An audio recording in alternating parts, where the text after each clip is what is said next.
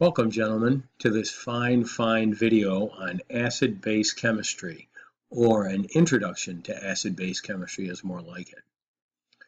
You've already studied acids and bases in biology class, and there are several things you already know about them.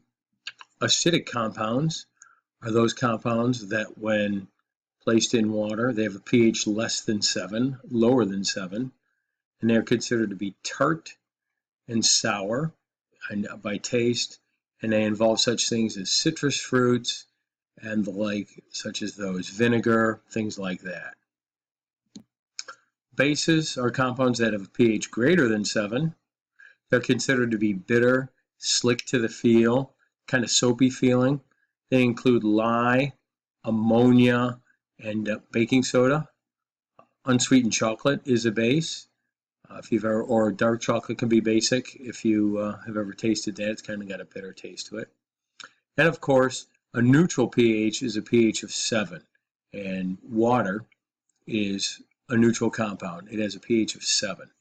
And I've written water as HOH. It's still H2O, but I've written it as H2H for a reason. And we'll talk more about that here momentarily. Common acidic compounds are I have 3 listed here. First is hydrochloric acid. The second one is nitric acid. And the third one is sulfuric acid. So hydrochloric, nitric, and sulfuric acid. Interestingly, they all end in IC, right? Okay. Some common bases I have listed here: sodium hydroxide, potassium hydroxide, magnesium hydroxide, and ammonium hydroxide. Notice they all end in hydroxide.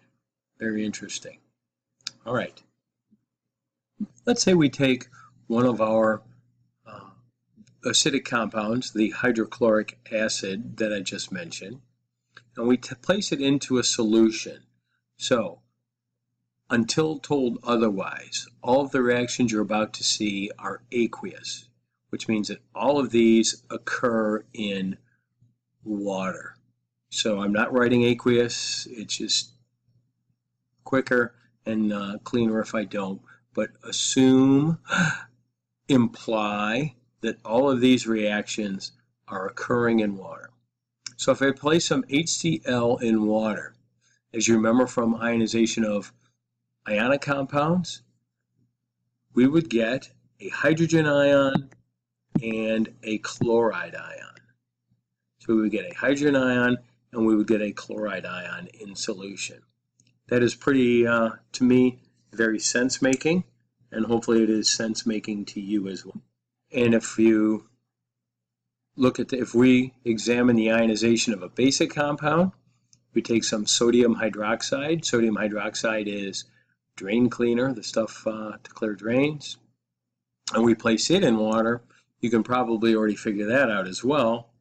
We're going to make some sodium ion and some hydroxide ion. And so hence the ionization of a basic compound, in this case sodium hydroxide, into sodium ion and hydroxide ion.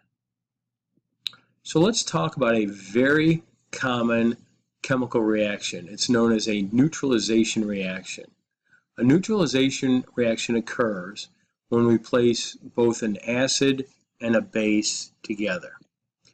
So we place our acid, in this case hydrochloric acid, into a solution with a solution of sodium hydroxide, which is our base, and you can probably already imagine we're going to get a ionization, we're going to get a reaction, and whoa, we're going to form sodium chloride and water. Maybe writing our water this way, as I showed you earlier, might help. Let's break this down a little bit, and let's show the ionization of the hydrochloric acid and the sodium hydroxide together to form the sodium chloride and the water. So here we have our ionic equation.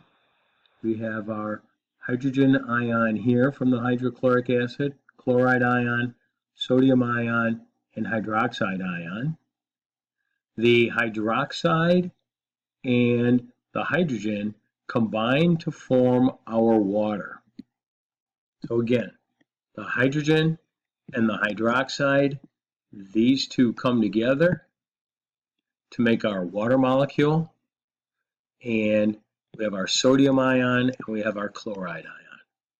So, gentlemen, whenever we have a neutralization reaction, we always, with acid-base, we have a neutralization reaction, we always produce water and a salt, which is what we see in the original equation I gave you. Sodium chloride is the salt, and we have our water, whatever way you want to write it. So here's the acid, here's the base, we form a salt and water. Yes, theoretically, you could take some very strong hydrochloric acid, you could take some very strong sodium hydroxide, carefully measure and mix, and you could get salt, sodium chloride, and water. I wouldn't recommend it though. Still paying attention? Now, sorry about that.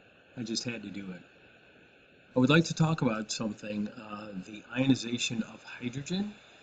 And in the ionization of hydrogen, we get H+. Now, if you remember, hydrogen has one proton and one electron. So hydrogen then, hydrogen ion is a proton minus the electron. So it's just a proton. Interesting, eh? So basically, whenever we research protons, all we need to do is pull electrons off of hydrogen, and we've pretty much got an infinite supply of protons that we can do a lot of research on. What that means, and what we sometimes say, is that hydrochloric acid with its one hydrogen when it ions is what we refer to as monoprotic.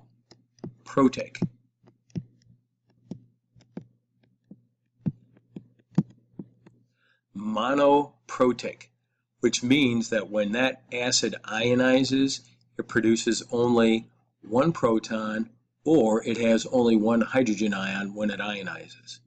Nitric acid is also monoprotic because it has one hydrogen. Sulfuric acid has two hydrogens, and it is therefore considered to be what we refer to as diprotic, meaning it produces two protons when it ionizes. We'll have a sulfuric or a sulfate ion, SO4 2-, along with the two hydrogen ions. It is diprotic.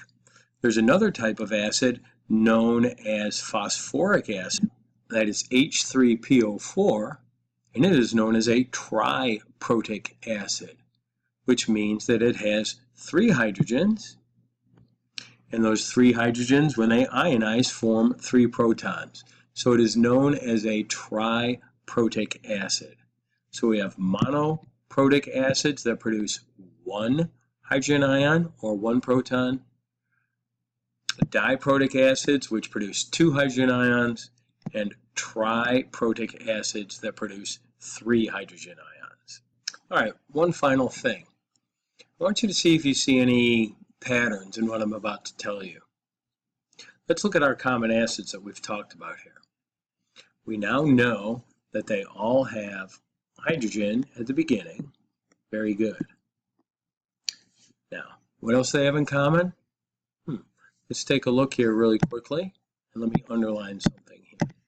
Maybe. There we go.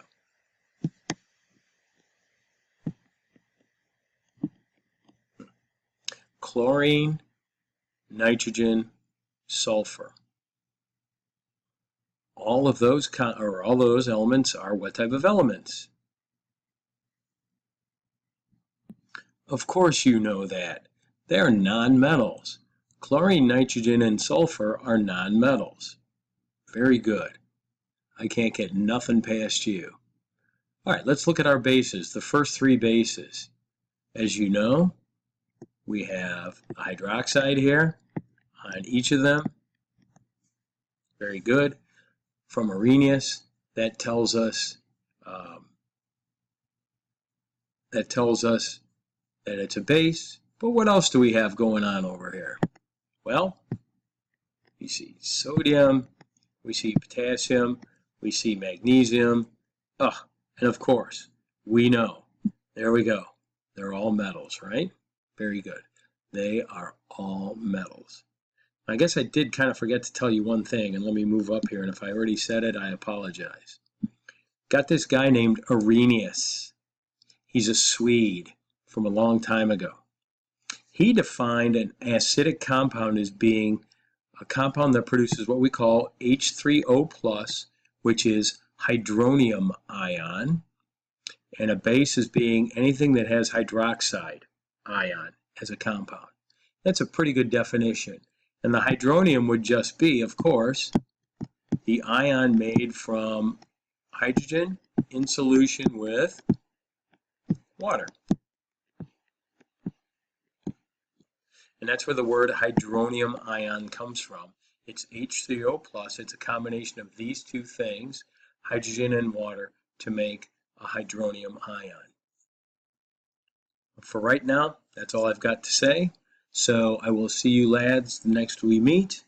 Have a wonderful day. Thank you.